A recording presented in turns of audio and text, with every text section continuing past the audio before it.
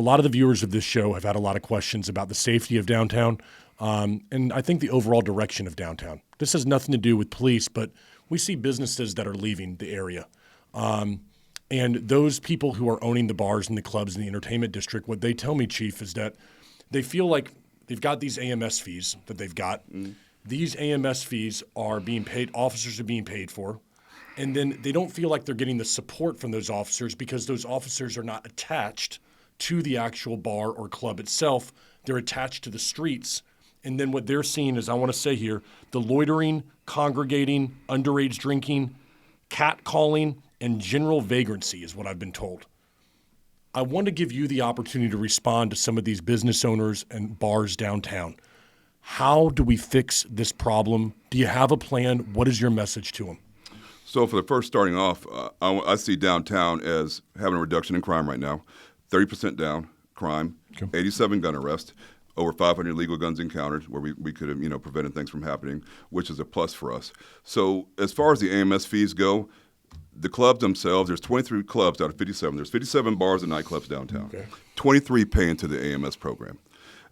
It's run by the city and us. I mean, the billing comes through us. So what they're paying for is 23 officers. Now, what I provide, based on what's going on, I provide through my overtime sometimes up to 100 officers. Usually, I provide 30 or 40 officers on my bill. So when the city looks at it and says, man, you're paying a lot of people, you're paying a lot of overtime for something that affects nightlife, clubs, and all that. So they looked at it and they figured, okay, we're going to have them pay a piece of what's going on. So they're paying for 23 officers. Each club is paying for, a bigger club may pay for 2 officers. I think 3 is the maximum. Smaller clubs or normal-sized clubs pay for 1. And it's not always the same Friday and Saturday night. Some clubs, because it's 23 officers that go in a circle, sometimes a club may not be charged just because of the way the system works. So to me, it's not a big lift for them in the AMS. Now, I don't know if there's any, what else is put into the AMS. I know it's just paying for the 1 officer for each of the nightclubs. But then I provide a heavy lift. I have a lot of officers down there, most times between 30, 50 officers that are coming out of my taxpayer money. Because here's the thing I can't do. I can't pull officers who are on duty from one of the other 6 areas that we have and say, okay, Pine Hills, you're not going to have cops. We're going to pull part of your cops away. Paramore, pull part of your cops away. We're going to pull part of your cops away. That's just not fair or feasible because we have to maintain response times for calls down there and respond to the calls that happen. Okay, we had a shooting in this area over here, but if half of my squad is downtown helping out with downtown with the push for the end of the night. It just doesn't work. So we have to bring other officers who are not working in, give them overtime, and let them work down there and pay down there. Now, I will say, downtown, Friday night, 15 to 20,000 people going to clubs, walking around. Saturday nights, 25 to 35,000 people, sometimes more. That's a lot of people to police. And with the roads open, we're a lot of times responding to calls. I mean, the place is packed. If you're down there, and I will say if people watch social media, they see these little AI glasses. It took me a while to figure out how they were doing it because I'm like, nobody's looking at this guy. And he's just walking around downtown, and they're like glasses. I'm like, oh, okay, I see it now. So you see a lot of what's going on downtown. You can see the officers interacting, the officers engaging with people. As far as people standing around, I can't kick you off the sidewalk. It's a city-free sidewalk. Now, unless you're intentionally blocking the sidewalk, then we can intervene. Of course, you see us respond to fights. You see us respond to arguments. You see us respond to all sorts of issues downtown. And I will say on this point, because I hear this all the time, that the street is separate from the nightclubs and bars. Okay. And that people are just hanging out there. And that they're coming down there for pizza and for Taco Bell. That's not realistic. Nobody's coming downtown just to hang out, just to go to a Taco Bell or get pizza. They're down there to see what comes out of the nightclubs and bars. They're down there to see the guys, the girls, whatever they're looking for. Yeah, gotcha. They want to see that. They want to hear the music that's pumping outside of the club. They want to be a part of the atmosphere. They may not want to pay the cover to get in there or may not want to go in there and buy drinks, but they can see what's going on in there and what's coming out of there. So that's one thing that I always hear that I'm like, no, people, if they wanted to go to Taco Bell or pizza, they'll go to their neighborhood or wherever they live or somewhere around the neighborhood to do that. So I always push against that. I'm like, if the clubs weren't here, this wouldn't be here. Yeah. All these people would not be downtown. So it's probably the most difficult place I have to police. It's a square mile. I have another 112 square miles of city that I have to police, but this 1 mile takes up everything. I mean, most of the things, that's the first phone call I get, something major's going on down there. Officers are always getting in fights. I've had 43 officers hurt down there since 2020. I had 50 right here. Yeah. So, yeah, it may have been a little bit different because I pulled my own numbers. So 50 officers hurt. But the biggest was 4 have been severely hurt. 2 were shot in 2023, and those officers haven't come back. They were forced to retire. So downtown is a hard environment. Let's talk about it a little bit, okay? Because I agree with you. It's a hard environment. I want to just talk about some of the guns you've pulled off in downtown. It's my understanding that there have been a lot of guns that have been pulled from the parking garages, areas outside, not just directly outside of clubs, but I'm going to go parking garages on this one and other areas we may not expect. Are you seeing that as well? Because that's not something that may not be covered by the news. Tell me about some of these guns that you're finding out there right now.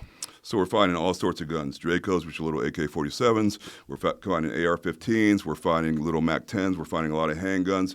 A lot of the guns, they come back stolen when we find them. Now, they are in parking garages. They are in the flat parking lots downtown. Because if you think about it, not everybody wants to walk around with a gun. If you're going to go in a club, you're not going to carry a gun because you're going through the metal detectors and all that kind of stuff, but your gun is in your car. Mm-hmm. So we end up patrolling the parking lots very heavily because if you're getting in an argument with somebody, you're going to meet them back in the parking lot where your guns are, where your weapons are, and deal with that. So, yeah, we do get a lot of them out of the parking garages and parking lots, but all that is they're parking there to go to downtown, to the bars, and everywhere else. We do occasionally get guns off people who are walking up the street, like people who just don't know, and that's where we counter a lot of guns. People are open carrying. People are carrying, concealed, but they have, maybe they had alcohol in them, and the cop talks to them, and then they're like, oh, I didn't know, and then the cop's like, what is that bulge? And they see them, they're armed, but it's legal. If they can carry guns. So that's how we get those 500 guns that are legally carried. Yeah. So there's a lot of guns downtown. There's a lot of guns throughout the city. It is what it is. We deal with it. Whatever the law is, we're going to enforce it, and we're going to take care of it. So going back then in front of these bars, we got the streets, we got the sidewalk, we got the bars, right? What I'm hearing from them right now is that they feel like, again, I want to hear your pushback if it's there, that these bars and these clubs feel like, man, you know what? We're made to feel like we're the problem. But what the real problem is what's going on out in front of our establishments right now, because we can't govern that. We can't do anything about it.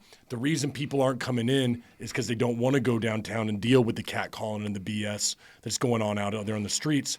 And we don't feel like we have any help to move this stuff along and get a better crowd coming down here. Because I agree with you. These people are standing outside, but the crowd that's not bringing money, it's not bringing people indoors that are buying drinks and frequenting the places and being good patrons. Is there any way that we can do something about moving people along in these streets and making this a place where, I don't know, it doesn't feel as uncomfortable to walk down the streets and walk down the sidewalks? What are your thoughts on that? So we've tried a couple different things. Talk to me. The roads were closed for a while. And basically, you could walk up the street, you can get to the clubs, get to the bars. We had the roads closed, officers on each end. And we thought that would be the answer. But then people started congregating more, hanging out more, and there was a large number of people hanging out. Now we've opened the roads. We pushed it back to the sidewalks. And I do agree there's a lot of people on the sidewalk. And there's a lot of people stopped on the sidewalks because now 3 lanes are open going right down the middle of the road. And they're packed. If you look at traffic downtown, it barely moves. It's packed, and it's just a lot of people walking up the sidewalks. So we're looking at both. We had it open for a while, for years, and now we have it closed. So we're still assessing, what is the best way to deal with this downtown problem and the downtown issues. I do agree that some people aren't going into clubs. Probably a good number of people aren't going to the clubs because it's easier. I save my money. I talk to this girl. She'll come out here. I can, get in an Uber, and we can go wherever and do whatever and all that kind of stuff. But I will say that it's not an easy fix. The cops can't just walk up the street and be like, move, move, move, move. Because if you look at it, nobody's really moving. It's packed down there. Packed. Some people are standing there. Okay, you told one person to move. Okay, what about the other 200 who are standing right next to them? And here's the thing. Legally, you have to have a reason to tell them to move. Okay. I can't come to somebody randomly and say, hey, you're standing still in the sidewalk. You need to move. It's not illegal. And that's the big problem. It's not illegal. It's not like it's a street party where the roads were closed down, where you can sit there. We paid admission. You're coming in my establishment. I rented the road, and the road's totally shut down. Now I can tell you who comes and goes. These 20 people, I don't want them in here because we paid admission. This is my private event. The city streets are not like that. City streets are just city streets. You can sit there, you can walk. The only thing, you just can't openly block it. You can't put your arms out and just say, I'm going to block this sidewalk, and then you're going to have a problem from the police. We do enforce the little things. We try and pick up on the open container, but as you see down there, with 20,000 people, I stop you and say, hey, pour your alcohol out. You pour your alcohol out, and then you keep walking. I'm not going to be able to talk to the other 5,000 that walk out of here. Yeah. And most people you talk to, because I spend a lot of time down there, most people you talk to that are coming, they're like, oh, I'm from Tampa, and we could walk down the street with it, or I'm from St. Pete or somewhere else. you're not going to arrest that person. You're going to be like, hey, pour your beer out. Most of them are like, sure, man, whatever. You'll get those few that are, maybe somebody's already had a bunch of drinks. They don't like the Give you a police. little lip. And then it gets into, an engagement and some sort of arrest and things of that nature. But those are far and in between. Most of the time, we're just telling people to pour it out and keep it moving. But okay, we talked to my 50 cops talked to 3 people or 10 people in an hour. Okay, there's still 20,000 other people who may walk from a parking garage because there's so many different ways to get into downtown, may have a drink in their hand. And I know from a club owner's point of view, he wants them to buy drinks inside. Get inside, yeah. Yeah, he wants them to buy drinks inside, so they're very big on open container. Yeah. I see it. I'm trying to help them out with that, trying to keep it from happening, but it's an uphill battle. You have 300 people walking up the sidewalk at you. There's one cop standing there. It's like, okay, this guy who's walking too close to me, I can see he's got a beer. Hey, man, come here. Yeah. Pour that beer out. Okay, sure, man. Have a good night. Okay, have a good day. Yeah. So it's an uphill battle, and we try and take what the clubs want us to do, into consideration. But I got to take what's good for everybody. I can't put 100 cops at Central and Orange and say, okay, you're here just to stop people from drinking. Because what happens is within 5 minutes, they're running down the street for a fight over here. They're helping bouncers get somebody out of a bar who's a trespasser here. They're nonstop moving. You listen to the radio downtown, it's nonstop with something or the other. How difficult is it? You and Buddy Dyer had the same thing. You said unsustainable at one time back in 2025. Officer fatigue has to be a bigger deal than I think people give it credit for downtown. I've got a feeling. Because it seems to me that, at least from what I'm seeing, that there is more going on than probably what I think, right? And that these guys downtown are probably dealing with a lot, especially if you're working down there, let's say 12 to 15 hours in a weekend, right? You don't know what's going to happen next. Fight, gun, shoot. It could be a lot of different things in the last 4 years, right? How difficult is it with officer fatigue downtown to get good officers to consistently want to go down there and work? I think it's huge. I see it when I go downtown and I go to do our briefing on Friday nights with the officers. A lot of times it's different officers because the officers have been like, hey, I'm a day shift cop who rides South Cimarron. I deal with normal stuff and then a flare up here and there. But it's just normal, domestics, normal, burglary, stuff like that. I deal with normal stuff. Down there, you got to have your head on a swivel all the time. We had the cops who were just standing there and they were on Magnolia who were hit with bricks. Mm-hmm. So, you've always got something going on. You can't take any break downtown. You got to be watching, be looking, and then you're getting in fights. And some officers may be like, okay, when I had 10 years on, okay, I'll fight anybody. That's part of what I like. Now I got 15 years on, bro, I don't want to do that stuff. You can keep raising the rate and do whatever you want to do, but that ain't my life anymore. I want to go do other stuff. And then you'll see that person working different jobs. So it does get harder to find officers that I work that. Plus, I also have a rule in place where you have to have a year on to come downtown and work. So you have to have a year of solo patrol. So the youngest people who are most eager, I'm not using them because they don't know how to deal with you haven't been here long enough to learn how to be a police officer in your first year. Mm-hmm. So I think it takes some time. And then you can go downtown and work downtown beating those kind of jobs. And even with maybe a year on, if you're in the wrong district, you probably aren't used to dealing with that kind of stuff on a daily basis. Yeah. So it gets hard. And the one unit that we watch closest is our bicycle units. They're down there every night. That's their assignment. So there's 10 officers. That's their assignment. Every night they're down there. They're the core of what's downtown, but they work down there all the time.